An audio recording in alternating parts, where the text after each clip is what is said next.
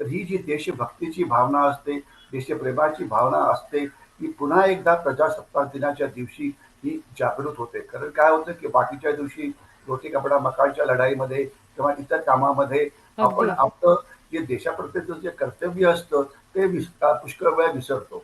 हो. म्हणजे असं म्हटलं जातं की देशासमोर आज सुरक्षेची अनेक आव्हानं आहेत किंवा इतर पण अनेक आव्हानं आहेत आणि या आव्हानाला जर तोंड देण्याकरता एका वाक्यामध्ये जर तुम्ही उत्तर द्यायचं म्हटलं तर ते उत्तर असं की एक देशप्रेमी देशभक्त नागरिक जो क्रियाशील आहे आणि जो देशाकरता काहीतरी करायला तयार आहे तो देशाची सर्वात मोठी ताकद आहे आणि हीच जी प्रवृत्ती देशभक्तीची देशप्रेमाची या 26 जानेवारीच्या परेडमुळे पुन्हा एकदा जागृत होते आणि पुन्हा एकदा लोकांना वाटतं की इतक्या लोकांनी जर देशाकरता प्राण्याचं बलिदान दिलेलं आहे तर मी सुद्धा एक चांगला नागरिक म्हणून देशभक्त नागरिक म्हणून देशाकरता काहीतरी करीन आणि तसं झालं तरच सगळ्या देश एकत्र येऊन प्रगतीला आपला हातभार लावतो. तर हो. मला वाटतं ही भावना जागृत होणं हे या दिवसाचं सर्वात मोठं एक म्हणजे संदेश आहे आणि ते खरोखरच जागृत होतं ज्या वेळेला आपण अशा प्रकारचं संचलन ते बघतो. हो. सर, कर्तव्य पथावरचं हे पथसंचलन ज्याचं काय विशेष आहे असं आपल्याला वाटतं? सामर्थ्याचं प्रतीक म्हणून सुद्धा या पथसंचलनाकडे आपण बघतो आणि तुम्ही स्वतः कर्तव्य पथावरचं पथसंचलन कधी बघितलंय का? तो अनुभव कसा राहिला? हे संचलन मी बघितलं आहे का अनेक वेळा आणि काही वेळा याच्यामध्ये भाग पण घेतलेला आहे. म्हणजे मी या कर्तव्य पथावरनं परेडमध्ये सुद्धा भाग घेतलेला आहे, परंतु ते अनेक वर्षापूर्वी.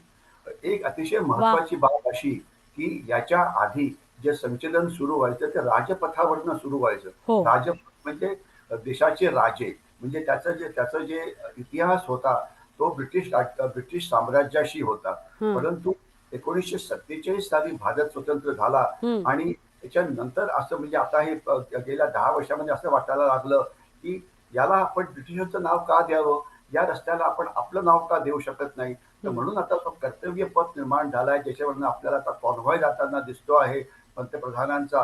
तर हे नेताजी सुभाषचंद्र बोस यांच्या नावाने हा कर्तव्य पथ म्हणजे कर्तव्य पथ हा बांधला गेलेला आहे आणि आपल्याला आठवत असेल की जी देशाला स्वतंत्र करायची जी शेवटची लढाई होती ती नेताजी सुभाषचंद्र बोस यांची जी इंडियन नॅशनल आर्मी होती ती 1944 साली लढली होती आणि आपल्याला ही पण कल्पना असावी की नेताजी सुभाषचंद्र बोसांची जी आझाद हिंद सेना होती हो. ती हो. भारताच्या इम्फाल मणिपूरच्या इम्फालमध्ये पोहोचली होती, कोहिमामध्ये पोहोचली होती. परंतु दुर्दैवाने दुसऱ्या महायुद्धामध्ये जपानचा पराभव झाला आणि मग इंडियन नॅशनल आर्मीला पुढे येता आलं नाही. परंतु नेताजी सुभाषचंद्र बोस यांनी प्रचंड प्रयत्न करून ते भारताच्या सीमेवरती पोहोचले होते. तर त्यांच्या नावावरती एक पथ निर्माण करणं मला वाटतं ही एक ट्रिब्यूट आहे या एका स्वातंत्र्य सेनानीला की ज्यांनी देशाला हो. स्वतंत्र करण्यामध्ये एक मोठं योगदान दिलेलं सर, होतं. काही काही क्षण सर थांबवते. जसं तुम्ही म्हणालात की संरक्षण मंत्री पंतप्रधानांचं स्वागत करण्यासाठी उपस्थित आहेत. पंतप्रधान Prime नरेंद्र Minister मोदींचा Narendra कॉन्व्हॉय. Modi's carcade has arrived at the National War Memorial. And as the leader of the government of the country, he will lead the nation in paying homage here at the National War Memorial. National war memorial पाशी पंतप्रधान नरेंद्र मोदी पोहोचलेले आहेत. माननीय प्रधानमंत्री का आगमन राष्ट्रीय समर स्मारक पर। राष्ट्रीय समर स्मारक आज के भारत का एक और तीर्थ। ये स्मारक अपने वीर शहीदों के लिए राष्ट्र की कृतज्ञता का प्रतीक, श्रद्धा और गौरव, इन भावों का संगम।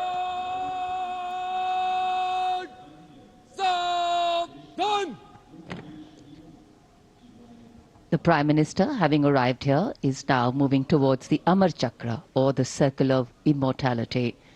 Here is lit the eternal flame, or the Amar Jawan Jyoti, which burns continually under the central obelisk. Fire pure and strong and vibrant, purifying and transforming. And after that, The laying of the wreath by the Prime Minister will be a solemn tribute to those who for our today gave up their tomorrow. The circular wreath, symbolic of eternity, the continuity of the cycle of life and the journey of the being with no beginning, no end. And following the wreath laying, the guard commander will give the command for Salami Shastra, followed by Shok Shastra, the haunting strains of the last post, and then 2 minutes of silence.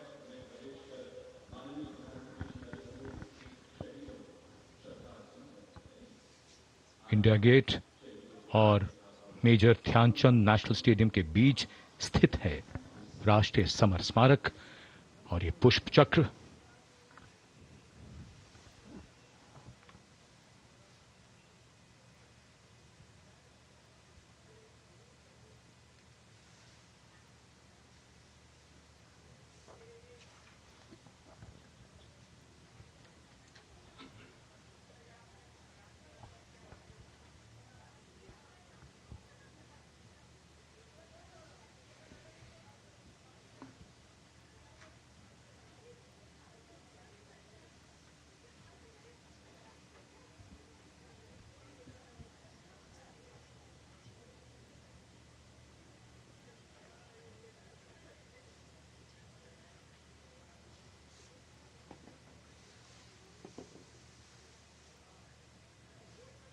Antar-Sena Samman Guard! Salamat! Shast! Antar-Sena Samman Guard! Shok! Shast!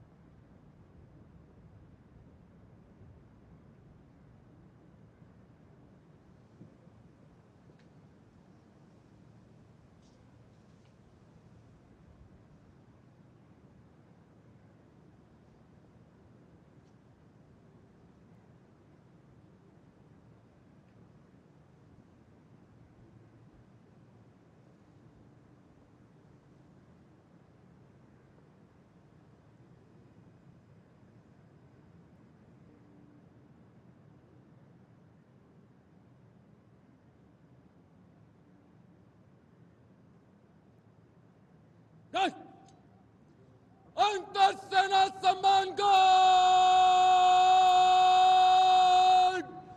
सलामत शस्त्र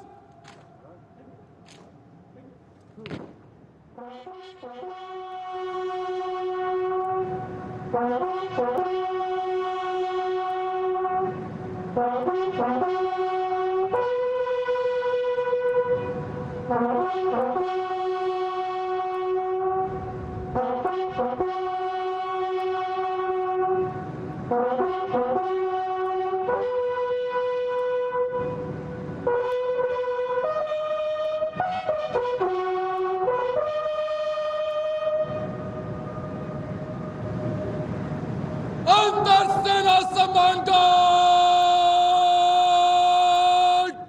पंजाब शस्त्र The buglers sounding the rouse.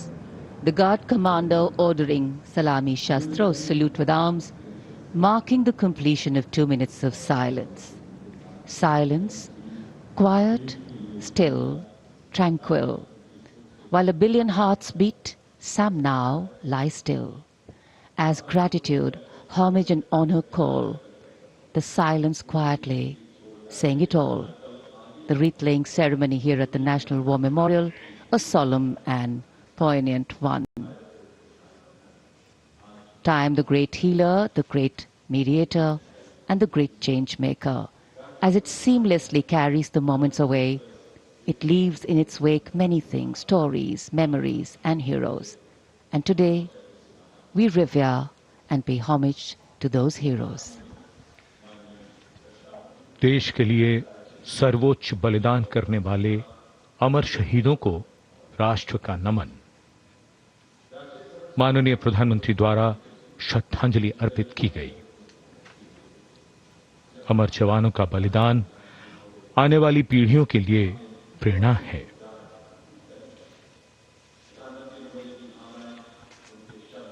अब माननीय प्रधानमंत्री digital पुस्तिका में अपने विचार और भावों को दर्ज करेंगे।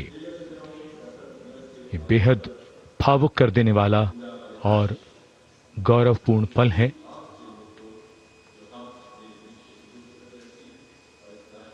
राष्ट्रीय समर स्मारक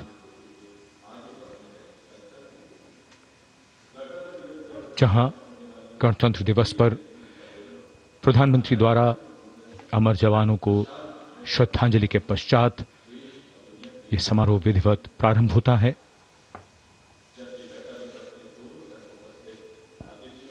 अपने विचारों और मन के भावों को डिजिटल पुस्तिका में दर्ज करते माननीय प्रधानमंत्री याद बहुत आते हैं वो और हमेशा याद रहेगा उनका बलिदान।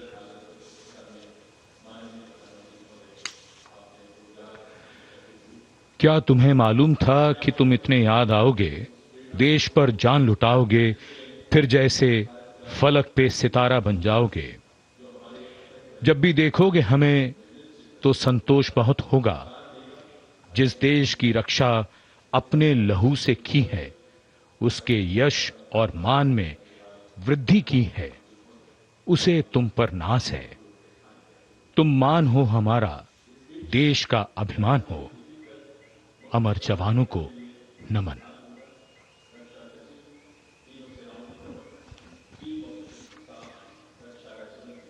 As the Prime Minister leaves the National War Memorial, the focus will now move to the saluting base, where after the arrival of the President of India, Srimati Draupadi Murmu, the celebrations and the parade will begin.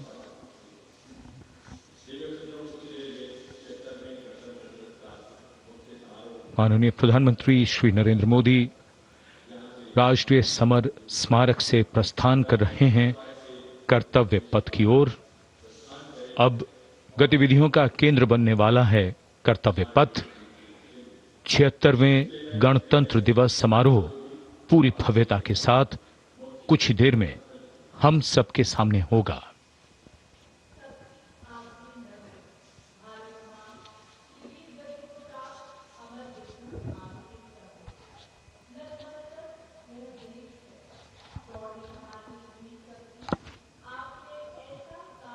A beautiful winter morning, a slight breeze picking up, of course, the flutter in the flag and also the spirits of everyone here.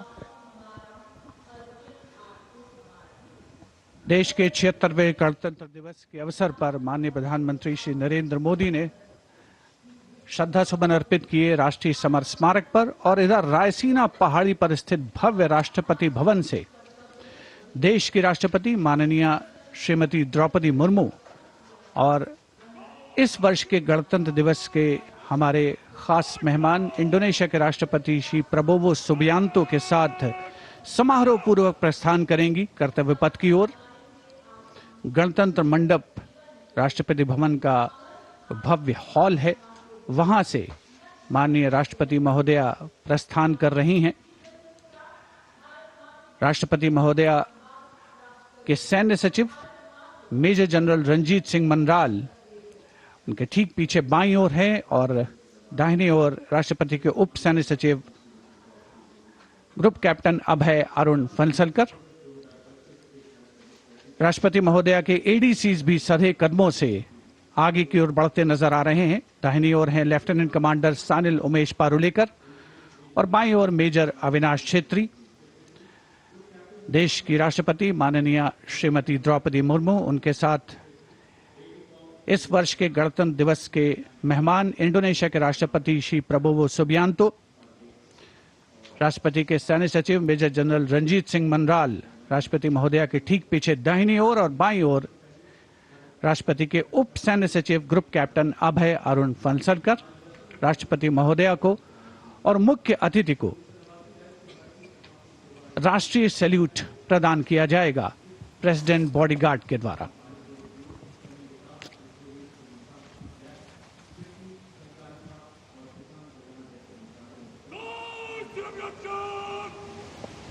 सलामी देंगे। Marshal salute मदद तक।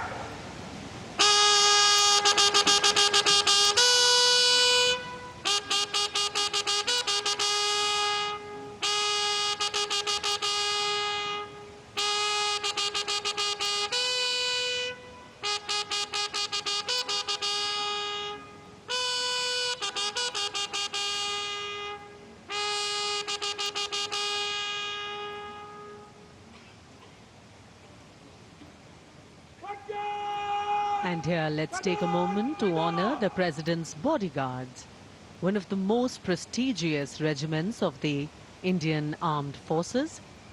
This elite cavalry unit, steeped in history and tradition, stands as a symbol of honor and pride. And here arrives the historic buggy.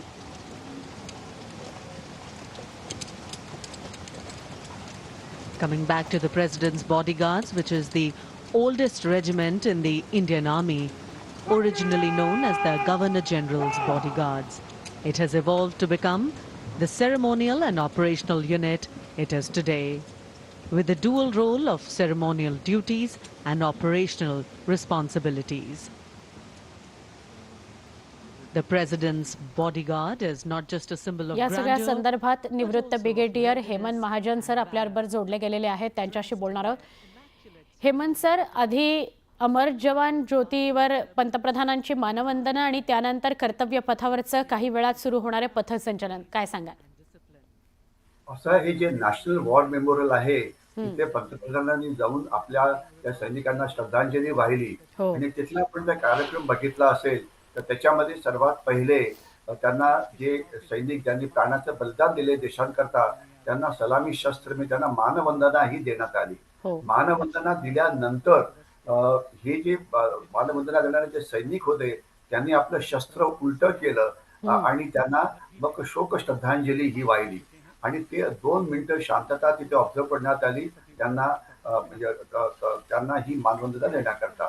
त्याच्यानंतर पुन्हा एकदा सलामी शस्त्र झालं आणि त्याच्यानंतर लास्ट पोस्ट ही साईन म्हणजे ही वाजवण्यात आली. लास्ट पोस्टचा अर्थ हे जे जवान ज्यांनी प्राणाचं बलिदान केलं त्यांना आमचा हा शेवटचा सल्यूट. आणि त्याच्यानंतर पंतप्रधानांनी तिथे जे व्हिजिटर्स बुक असतं तिथे जाऊन सही केली आणि त्याच्यानंतर ते आता जे परेडचा जो मुख्य स्टँड आहे तिकडे परत जात आहे. आणि याच वेळामध्ये राष्ट्रपती भवनमध्ये एका सेरेमोनियल पद्धतीने हो. या अ, या या प्रजासत्ताक दिनाचे जे मुख्य पाहुणे आहेत, इंडोनेशियाचे प्रेसिडेंट, त्यांना इथे मानवंदना देण्यात आली आणि हां. आपण ती मानवंदनाही बघितली. हो. आणि यावेळी एक अतिशय महत्वाची घटना ही आपल्याला दिसते आहे, की आता जे दृश्य आपल्याला दिसतं आहे, हो की सर. एका बग्गीमध्ये म्हणजे घोड्यांनी ओढलेल्या गाडीमध्ये मुख्य पाहुणे इंडोनेशियाचे प्रेसिडेंट आणि राष्ट्रपती द्रौपदीजी मुर्मू या येत आहेत. आपल्याला आठवत असेल, की घोड्याची ही जी बग्गी होती, ही 1984 पर्यंत येत होती. त्याच्यानंतर ती थांबली.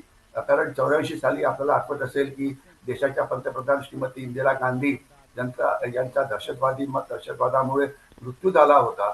तर त्याच्यामुळे असं वाटलं, की घोड्याच्या बग्गीत जाणं हे सुरक्षेच्या दृष्टीने चांगलं नाही, म्हणून ती बग्गी थांबवण्यात आली आणि त्यानंतर फक्त बुलेट प्रूफ गाड्या, ज्यात आपल्याला एखादी गाडी इथे समोर दिसते आहे, होय. त्या करण्यात आल्या. परंतु आता गेल्या काही वर्षामध्ये देशाची सुरक्षा अत्यंत मजबूत झाली आहे.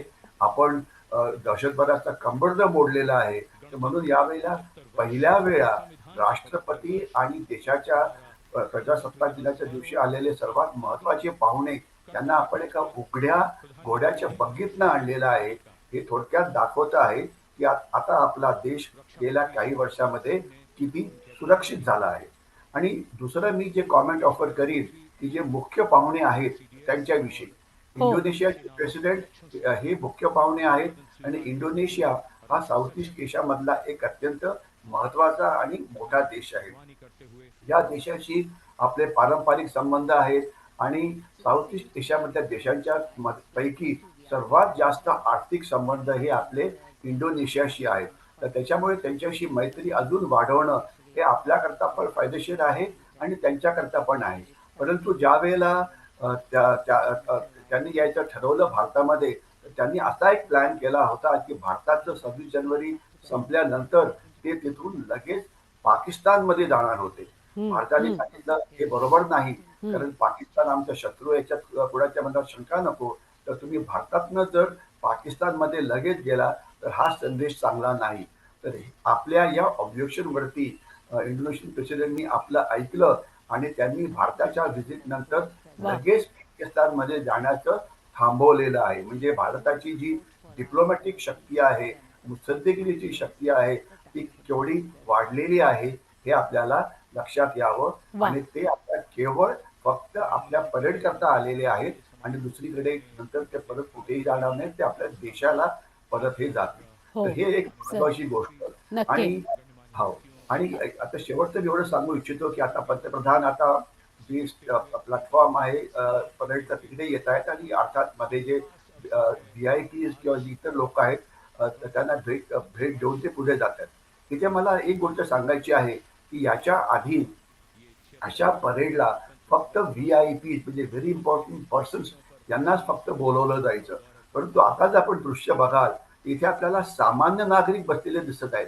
म्हणजे आता असं ठरवलं गेलेलं आहे, की सामान्य नागरिकांना सुद्धा प्रजासत्ताक दिनाचा सोहळा हा जवळ बसून बघता यायला पाहिजे. म्हणजे असं नाही, की प्रजासत्ताक दिन हा फक्त VIPs करता, म्हणजे मिनिस्टर्स असो की MPs असो की इतर यांच्याकरता असं नाही. आता काही जागा VIPला दिल्या जातात, परंतु पुष्कळशा जागा या सामान्य नागरिकांना पण दिल्या जातात आणि ते एक लॉट काढला जातो, की जे ऑनलाईन ऍप्लिकेशन देतात त्यापैकी काही जणांना, म्हणजे वेगवेगळ्या स्तरातल्या लोकांना प्रजासत्ताक दिनाचा जो सोहळा आहे हा स्वतःच्या डोळ्यांनी अतिशय जवळून जाऊन बघता येतो. आणि आपण आपल्या सामान्य नागरिकांची आता किती काळजी घेतो आहे याची याच्यावरनं आपल्याला कल्पना यावी. आणि बरोबर. याच्याशिवाय हो, आणि अनेक अशी जण असतात, की ज्यांची नावं पण आपल्याला माहिती नसतात पुरेशी, परंतु त्यांनी देशाच्या प्रगतीमध्ये योगदान दिलं आहे. म्हणजे आपण जर बघितलं, की आज 11 जणांना, महाराष्ट्रातल्या 11 जणांना पद्मश्री किंवा पद्मविभूषण ही अवॉर्ड्स मिळालेली आहेत. त्याच्यामधली 3 नावं तर माझ्या ओळखीची पण नाहीत. परंतु म्हणजे मी काही फार मोठा असं मला म्हणायचं नाहीये, पण म्हणायचा अर्थ असा, की ही लोक अतिशय शांतपणे वनवासी म्हणजे जे आदिवासी आहे त्यांच्याकरता काम करता आहेत, कुठेतरी डॉक्टर्सचं काम चांगलं करतायत वगैरे. कारण याच्या आधी जे अवॉर्ड्स वगैरे दिले जायचे ते म्हणजे कुठला तरी क्रिकेटर, कुठला तरी सिनेमा नट, कुठला तरी असा मोठा सेलिब्रिटी ज्यांना दिले जायचे. हो, परंतु हो. यावेळेच्या लिस्टमध्ये अशी अनेक नावं आहेत की मी आपल्याला सुद्धा विचारू शकतो की ही जी नावं जी महाराष्ट्रातली जी 13 नावं आहेत त्याच्यामध्ये तुम्ही खरोखर किती लोकांना ओळखता?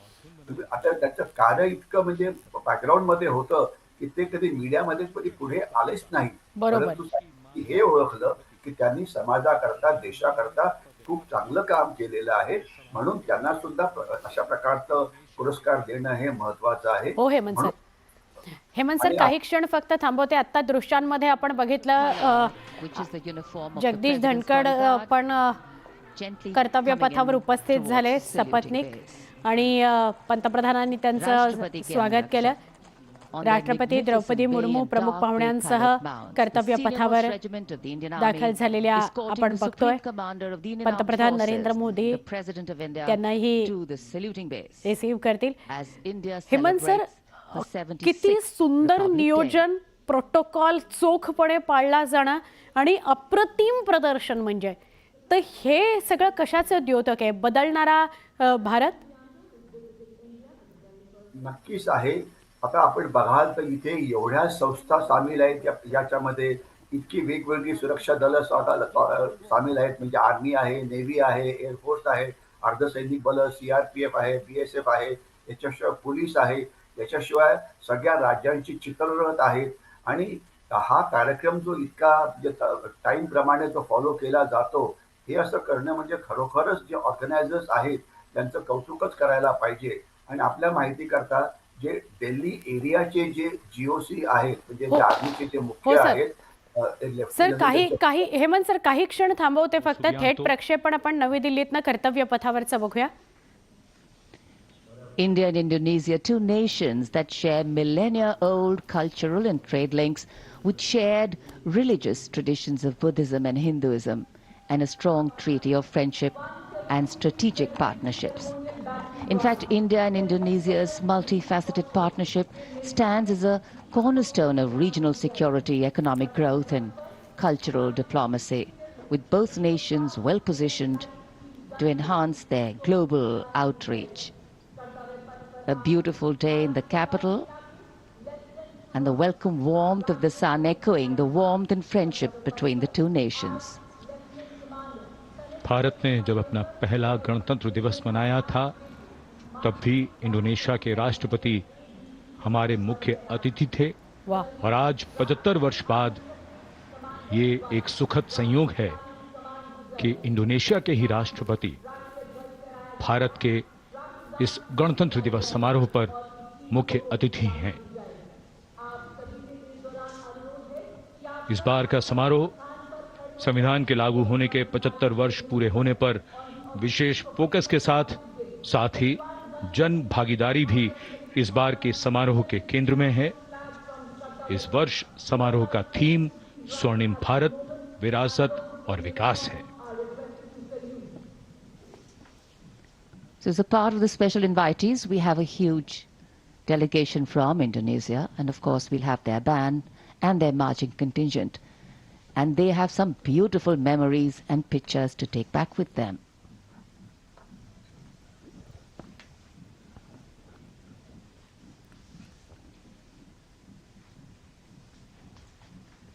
And now the national anthem, the 21-gun salute, and the unfurling of the national flag.